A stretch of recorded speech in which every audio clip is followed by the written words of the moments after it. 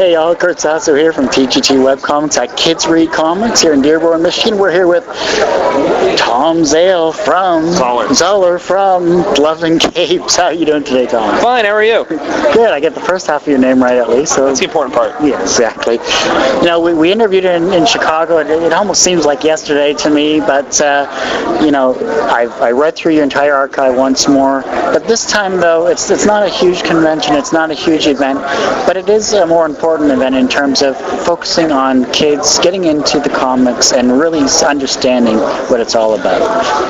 Yeah, I think one of the things that comics is missing is an entry point, a place to get new readers. When I started, I was buying comics at a grocery store. My parents were buying comics at a grocery store, and that was my entry into comics, to where I went to comic book shops and started getting more and more stuff. And it's important to remind kids that comic books are still out there. They love them whenever they get them. It's just a question of making sure they know where to get them.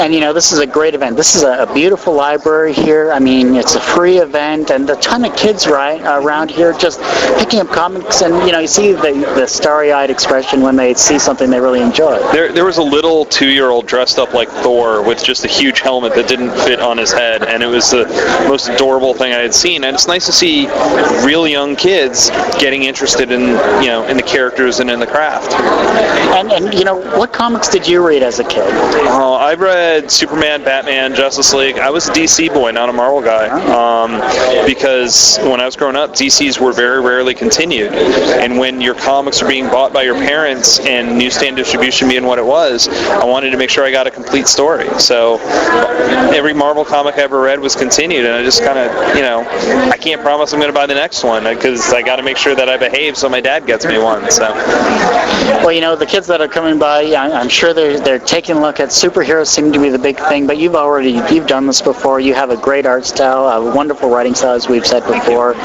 You know, when a child comes up and starts reading your works, though, and they ask the question, how do I get involved with this? How do I get into comics? What do you tell them? I tell them that I got dropped on my head a lot when I was a kid, and that's how it starts. Actually, I tell them at the level that they're at, it's practice, and think about going to art school, because I don't need to tell them about how to construct a human form or how to lay out a background or composition. At this point, it's telling them that you're going to get better, just keep practicing at it, because I do career days, and one of the things I tell kids is some of them will get very upset they can't draw as well as I can, and I tell them, look, I'm older and I've been doing it longer. When I was your age, I drew like you, and you just get better from practice. So it's letting them know that that's important, and it's letting them know that it's a viable career, that you can make a living as a cartoonist. That's also something I try to slide to their parents, because I've had friends who wanted to be cartoonists the same time I was growing up, and my parents were the ones who said, okay, if you think you can do that, go for it. And his parents were the ones who said, well, you need to have something to fall back on, and you should probably get a real job, and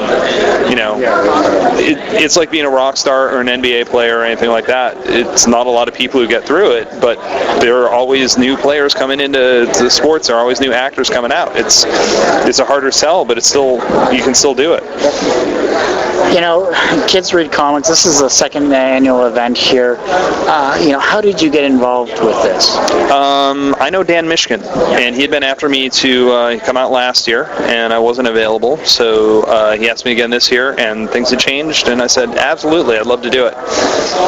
Good stuff. Now, Dan's a great guy. We had a wonderful interview with him, and it's great to see that, he's trying to get the younger generation into this, and it's amazing. If only he weren't so shy. I mean, it's so hard to talk to him. He's so... It was like pulling teeth now.